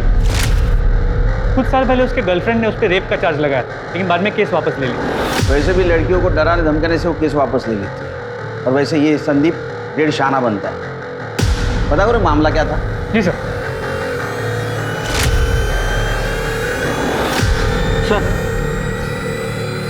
आरती के पति सुनील को मुंबई से लेके आए। मैंने क्या किया? कुछ नहीं किया साहब। साहब क्यों मार रहे साहब? मैंने क्या? चुप, चिल्ला मत। Mask mask. एक बात बता, आरती तेरे पास मुंबई आ रही थी, किस किस को पता था? नहीं साहब, किसी को नहीं पता था साहब। और क्या फर्क पड़ता है ना साहब? मंजू को भी नहीं? उसको तो फर्क पड़ता होगा ना। तेरा कॉल रिकॉर्ड, तेरा अफेयर चल रहा है ना मंजू के साथ? हाँ? नहीं साहब। चुप बैठ, समझा ना? तेरे जैसे पतियों को रोज मिलता हूँ मैं यहाँ। तूने उसको धमकाया था, तू जल्दी मुझे मिलने नहीं आई तो मैं दूसरी शादी कर लूंगा मंजू के साथ। इसलिए वो लॉकडाउन में तेरे पास आने के लिए निकली। तूने फायदा उठाया, उसका रेप करवाया ताकि तेरे रास्ते से हट जाए। रेप? नहीं साहब। साहब मुझे इसके बारे में कुछ पता नहीं है साहब। आप बोल रहे हो तो भी मुझे पता चल रहा है कि उसका रेप हुआ है। ज्यादा भोला मत बन, समझा ना? सब पता है तू कैसा टॉर्चर करता था उसको। साहब ये मारना पीटना धमकाना ये सब अलग बात है साहब, लेकिन मैं किसी का रेप नहीं करवा सकता हूँ साहब। साहब आरती की कसम साहब मैं सच बोल रहा हूँ साहब। सच क्या है झूठ क्या है जल्दी पता चल जाएगा, समझा ना? बाद में देखता हूँ तेरे को। साहब सुनो ना मेरी बात साहब सच में मैंने कुछ नहीं किया साहब। आरती को अपने पति के दबाव में उसकी धमकी के आगे हार मानकर लॉकडाउन तोड़कर बाहर जाना पड़ा, और उसका बाहर जाना ही उसके लिए सबसे बड़ी सजा बन गया। आरती के बयान के हिसाब से पुलिस ने क्राइम सीन और उसके आसपास की जगह का मुआयना किया, लेकिन ना तो उन्हें कोई पत्थर या कोई ऐसी चीज मिली जिससे आरती पर वार किया गया, और लॉकडाउन की वजह से कोई चश्मदीद गवाह भी नहीं मिला। कई लोग पुलिस के शक के घेरे में थे, गोपाल से लेकर आरती के पति तक। लेकिन सबूतों के अभाव में पुलिस किसी भी नतीजे पर नहीं पहुंच पा रही थी। और इससे पहले कि पुलिस आरती का केस सॉल्व कर पाती, उनके सामने एक और केस आ गया।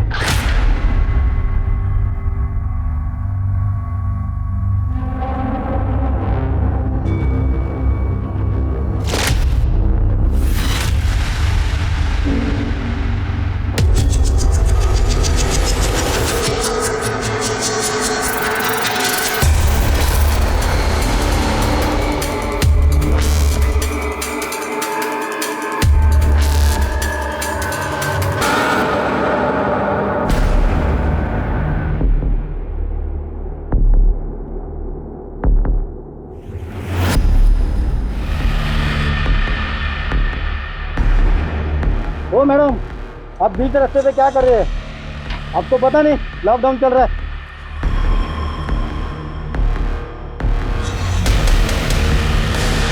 ओ मैडम, क्या हो गया आपको?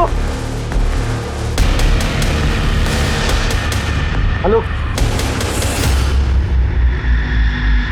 सर, हायवेच्या बाजूच्या रस्त्यावर पडली होती, हालत बहुत खराब है। मैं पूछने से पहला ही बेहोश हो गई, इसलिए इधर लेके आया। डॉक्टर बोला रेप हुआ। सर, डॉक्टर ने बताया कि रेप काफ़ी ब्रूटल था, काफ़ी इंटरनल इंजरीज आई, सर पे भी चोट लगी, ट्रीटमेंट शुरू कर दिया। ये सब कुछ कैसे हुआ? मुझे अस्थमा, मैं इनहेलर लेने गई थी और जब मैं लौट रही थी किसी ने मेरे सर पे पीछे से मार दिया और मुंह पे कपड़ा था और मैं बेहोश हो गई। और जब मुझे होश आया तो मेरे ये सब हुआ। ये सब कुछ काम है?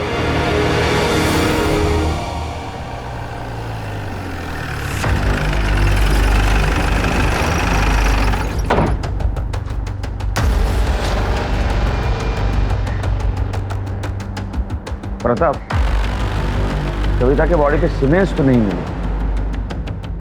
तेरा आसपास देखो, यूज कॉन्डोम में पैकेट मिलता है।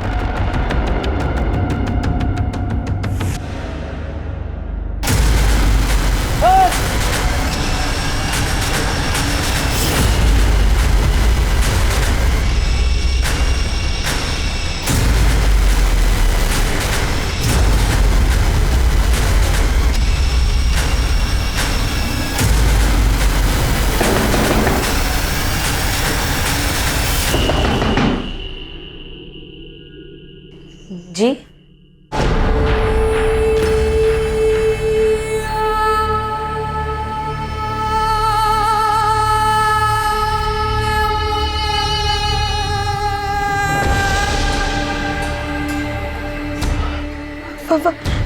वहीनी, वहीनी, वहीनी, देवा, वहीनी, वहीनी, वहीनी, बाबा,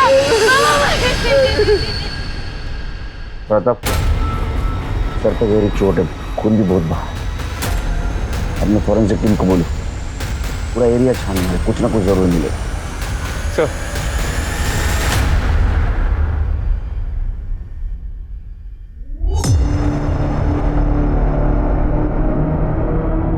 आपकी बहनी वहां क्या कर रही थी?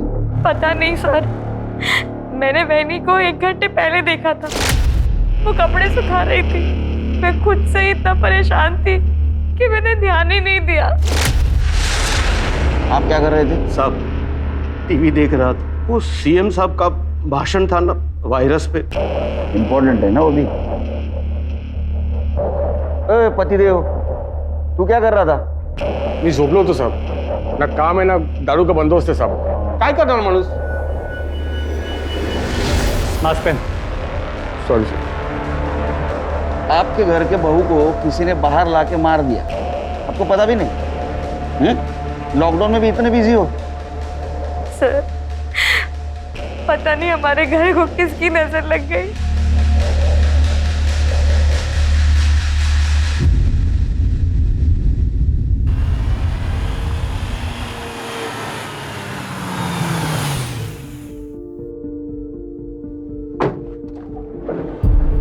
आइए शास्त्री।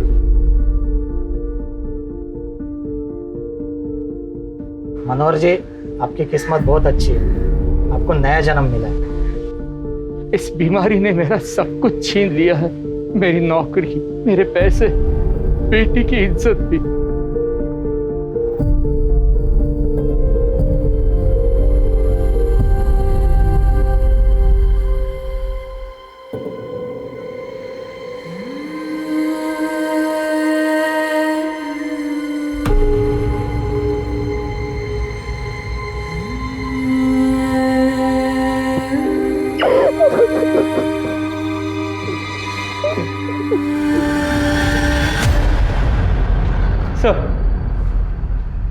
सर बेला की पोस्टमार्टम रिपोर्ट आ गई। बेला के सर पे भी वैसी ही चोट है जैसे कविता और आरती के सर पे थी, लेकिन बेला की सर की चोट ज्यादा गहरी है और इसीलिए शायद ज्यादा खून बहा है। पर सर बेला के साथ रेप नहीं हुआ है।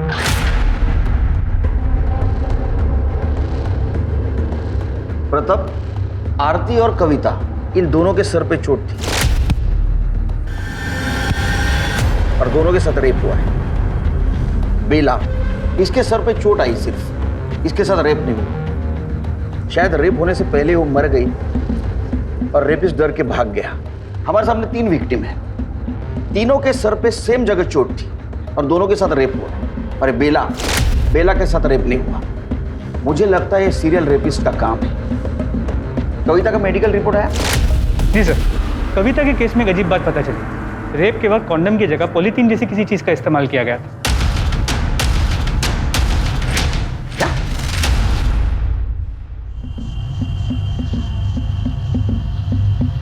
शायद इसीलिए उसे अंदरूनी ज्यादा चोटें आई थी। जी सर। एक काम करो, क्राइम सीन को वापस चेक करो। फॉरेंसिक टीम और अपनी टीम, ये दोनों को ये पॉलीथीन वाली थियरी बताओ। ये दोनों केसेस एक दूसरे से जरूर जुड़ी हुई लगती है, क्योंकि कविता का रेप जहां हुआ उसके आसपास ही बेला की बॉडी मिली। हो सकता है रेपिस्ट के वार से बेला पहले ही मर गई, या तो बेला ने रेपिस्ट को देख लिया इसलिए रेपिस्ट को उसको मारना पड़ा। जो 3 औरतों के साथ क्राइम हुआ है वो एक दूसरे की पड़ोसी थी और ये क्राइम सीन भी उनके घर के आसपास का ही। सर कहीं इन तीनों को टारगेट तो नहीं किया गया? हो सकता है। एक काम करो प्रताप, इस लॉकडाउन में भी जितने आवारा लड़के घूम रहे हैं ना हीरो बनकर, उनकी पूछताछ करो और किसी पे भी शक आए तो पुलिस स्टेशन लेके आओ।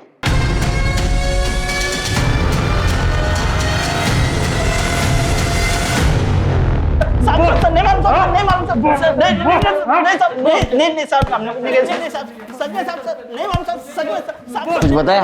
नहीं सर, सबका यही कहना है कि किसी ने कुछ नहीं किया, ना ही किसी ने कुछ देखा है। इनका मोबाइल लोकेशन चेक करो, नंबर ट्रेस पे डाल दो।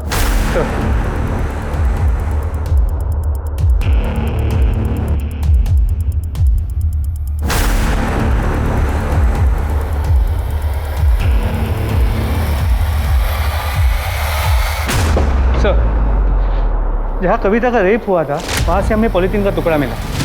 फॉरेंसिक ने कंफर्म किया कि इस पे सीमेंट के ट्रेसेस हैं। और सर हमने आसपास की जगह को अच्छे से चेक किया तो वहाँ पास से इस पॉलीथीन का दूसरा टुकड़ा भी मिला। लगता है कुछ लोगों ने इंसानियत बेच खाई, शैतानी दिमाग बन गया।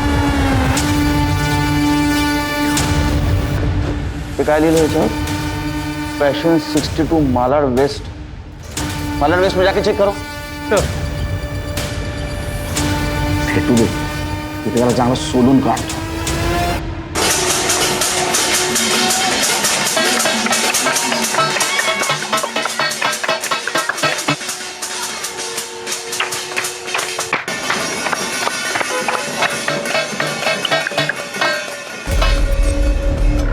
कविता, तुझे तो तेज बुखार है।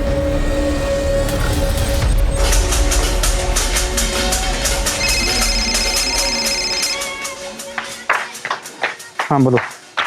ठीक है सर। सर कविता की तबीयत खराब हो गई, उसे हॉस्पिटल ले जा रहे हैं। मुझे डर है कहीं कोरोना ना हो।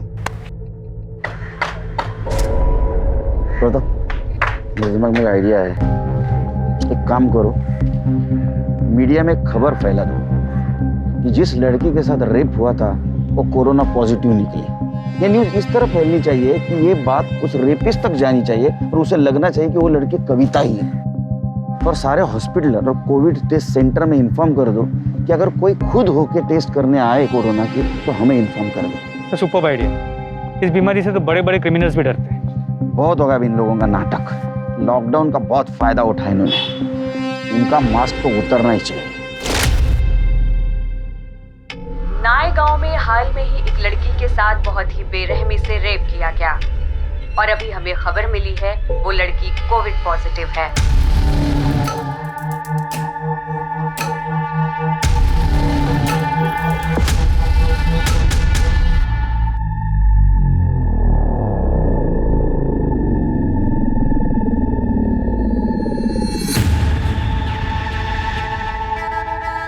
डॉक्टर मुझे कोरोना। डॉक्टर हॉस्पिटल में बिना मास्क के कैसे घूमे? आप मास्क पहनिए पहले। ये ऐसे टिक नहीं रहा है, गिर रहा है बार बार। डॉक्टर हाँ बताइए। मैडम मेरा कोरोना टेस्ट कर लो मैडम। हाँ पर टेस्ट कुछ लक्षण दिखने पे होते हैं, सर्दी खांसी सांस लेने में तकलीफ, कुछ ऐसा हो रहा है आपको? हाँ मैडम मेरे को सांस लेने में दिक्कत हो रही है मैडम। सर्दी खांसी कुछ नहीं है? हाँ मैडम सब कुछ हो रहा है मेरे को। मैडम मुझे बहुत डर लग रहा है, आप बस मेरा टेस्ट कर लो। मैं जब तक यहीं बैठा रहूंगा जब तक मेरा टेस्ट नहीं होगा मैडम। आप यहाँ पे बैठिए, मैं टेस्ट किट लेके आती हूँ। जी मैडम।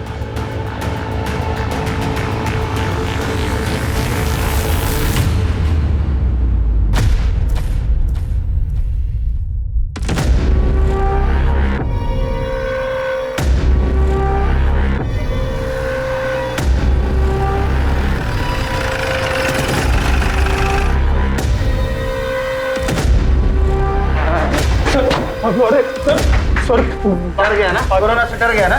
डर गया ना कोरोना से? डर गया ना? सर को अच्छी तरह से डराता हूँ मैं। सर टेस्ट करना इलीगल है क्या? सर मुझे लगा मुझे कोरोना वायरस है इसलिए मैं यहाँ आया सर। कोरोना तेरे कान में आके बोला था मैं आ रहा हूँ? सच तो ये है कि तूने कविता का रेप किया, वो कोरोना पॉजिटिव थी, तेरे को डर लगा इसलिए तू यहाँ टेस्ट करवाने आया था, है ना? अरे नहीं सर, सर मैंने कविता का रेप नहीं किया सर, लेकिन वो सर मैंने और संदीप ने ना वो आरती का रेप किया था सर। लेकिन सारा वो प्लान संदीप का था, मैं तो बस उसके साथ गया था सर। तूने कबूल किया है ना आरती का रेप किया था? वैसे कबूल कर, तूने कविता का रेप किया है? नहीं सर, कविता के रेप का मेरे से कुछ लेना देना नहीं है सर, मैं सच बोल रहा हूँ सर। वो संदीप ने किया और मैंने संदीप को बोला भी था कि वो भी आकर टेस्ट करवाए सर। मुझे और कुछ नहीं मालूम है सर, लेकिन ये रेप संदीप ने किया। और सर मुझे लगता है कि वो बेला का मर्डर भी ना संदीप ने किया। ऐसा क्यों करेगा और वो आरती का बाप शंकर है ना, उसने पैसा लिया था परमेश्वर काका से और शंकर वो पैसा नहीं दे रहा था, तो काका ने संदीप को बोला कि तू जाकर पैसा वसूल करे। तो क्या पता सर इसी वजह से ऐसा कुछ हुआ हो सर, बाकी मुझे कुछ नहीं पता सर। जो वो संदीप, वो आरती का बाप शंकर, उसको उठा के ला। सर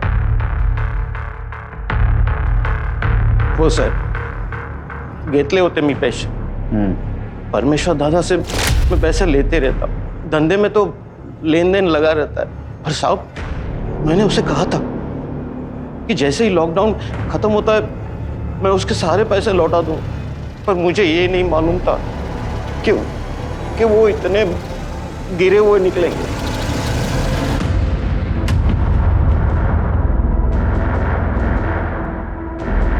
अरे सिग्नल तोड़ के भागता है? हाँ उतर, नीचे नीचे उतर। नीचे क्या दिखा? शटर खोल।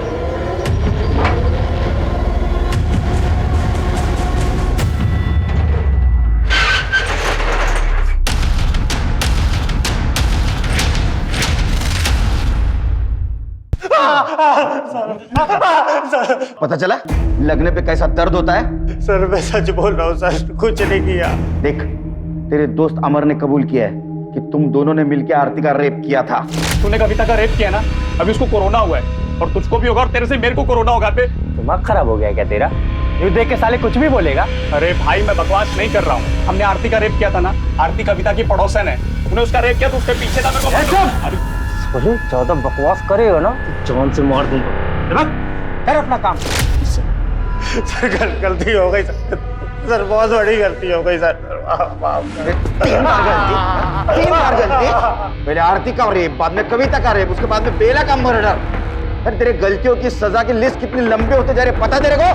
सर नहीं सर, तो झूठ है सर। आरती का रेप मैंने किया, मैं मानता हूँ, पर कविता का रेप, बेला का मर्डर, ये सब नहीं किया सर। सच में सर, आई शपथ नहीं किया। ऐसी खोटी शपथ ले तो सच देखा जाए ना तो आरती के रेप के बाद तेरे मुंह को खून लग गया था। नहीं सर झूठ है सर, सच में आरती का रेप भी मैंने उसके बाप के कहने पे किया। शंकर काका ने बोला था सर। संदीप देख, तू तो मेरे बच्चे जैसा है, अपने बाबा को बोलना कि मुझे थोड़ा टाइम दे दे। बेटा लॉकडाउन में कमाई रही नहीं तो पैसे मैं कहाँ से दूंगा? काका देखो, मैं आपके और बाबा के मैटर में नहीं पड़ूंगा। अपने काका की थोड़ी सी मदद कर रहे बाड़ा। अच्छा ठीक है, पर मेरा क्या फायदा?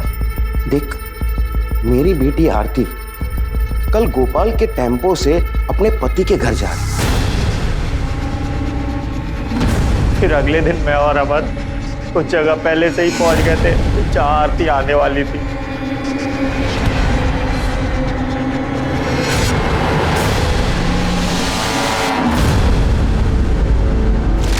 सर, वो पॉलीथीन का पता चल गया और वो किसके घर का है वो भी। बाप अपने बेटी के लिए जान दे देता है, लेकिन पूरी दुनिया में तो एक ही बाप होगा, इतना घटिया बाप होगा जिसने अपने बेटी का रेप करवाया। क्यों किया ऐसा? सब मैंने परमेश्वर से बहुत उधार लेके रखा था। लॉकडाउन में मैंने बहुत सारा धान खरीदकर गोदाम में भर लिया था। सोचा लॉकडाउन में बहुत फायदा होगा, महंगा बेचूं, लेकिन पुलिस ने ब्लैक मार्केटिंग करने वाले दुकानदारों की दुकान बंद करवा दी। माझी सगड़ी प्लानिंग वाया गेली हो, पर मैं क्या करता। ऊपर से परमेश्वर मेरी जान के पीछे पड़ा हुआ था। परमेश्वर पागल आदमी है सर, वो मारपीट पर उतर आता है, इसलिए मुझे संदीप की मदद लेनी पड़ी। परमेश्वर पागल नहीं, तू पागल है, समझा? उधार तूने लिया, ब्लैक मार्केटिंग तेरे को करनी थी और उसकी सजा तूने तेरे बेटे को दी। तू बाप नहीं, शाप है, शाप। और कविता का रेप वो कौन सा उधार चुकता करने के लिए किया था? बोलना। देख, तूने मलाड से जिस दुकान से शर्ट खरीदी थी ना, उसका सीसीटीवी फुटेज मिला है हमको। सच सच बता, ये तो सीमेंट टेस्ट होने के बाद में सब कुछ सच सामने आ जाएगा। इतना मारूंगा तेरे को, बुढ़ापे में दर्द होगा। बता। सांगतोय सर, सांगतोय। आपको संदीप, आरती के पति और मेरे बेटे के पीछे पड़े हुए थे। आपको इन सब पर शक था, मुझे पता था। पुलिस इस शक के जरिए मुझ तक पहुंच ही जाएगी, तो मैंने सोचा कि आपका ध्यान भटका दूं।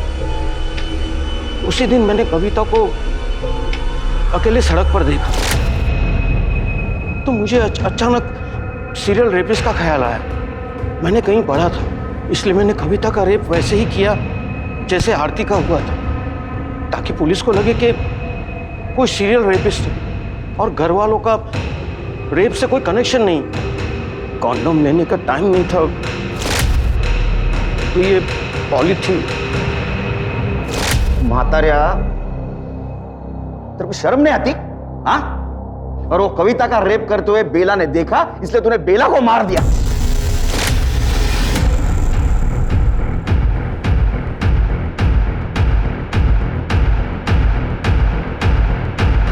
बाबा, अगर कोरोना नहीं होता तो मेरा नुकसान नहीं होता और मुझे ये सब नहीं करना पड़ता साहब। दोष बीमारी का नहीं, तेरे खराब दिमाग का है। जिंदगी इम्तिहान लेते रहती है, लेकिन ऐसे में तुम जैसे कमजोर और घटिया लोग ऐसे में अपराध का सहारा लेते हैं। शंकर को कविता के बलात्कार और बेला के मर्डर के लिए और अमर और संदीप को आरती के बलात्कार के लिए गिरफ्तार किया गया है और ये सभी इस वक्त न्यायिक हिरासत में हैं। ये समय देश और पूरी दुनिया के लिए परीक्षा का समय है। कोरोना के खिलाफ हमारी लड़ाई अब भी जारी है। हमें सरकार और स्वास्थ्य विभाग द्वारा दिए गए निर्देशों का पालन करना है और सोशल डिस्टेंसिंग, मास्क और सैनिटाइजर को अपनी जिंदगी का हिस्सा बनाकर कोरोना को हराना है। अब मैं अनूप सोनी आपसे विदा लेता हूं, फिर मुलाकात होगी क्राइम पेट्रोल सतर्क में एक और नए केस के साथ। तब तक अपना ख्याल रखें, सुरक्षित रहें।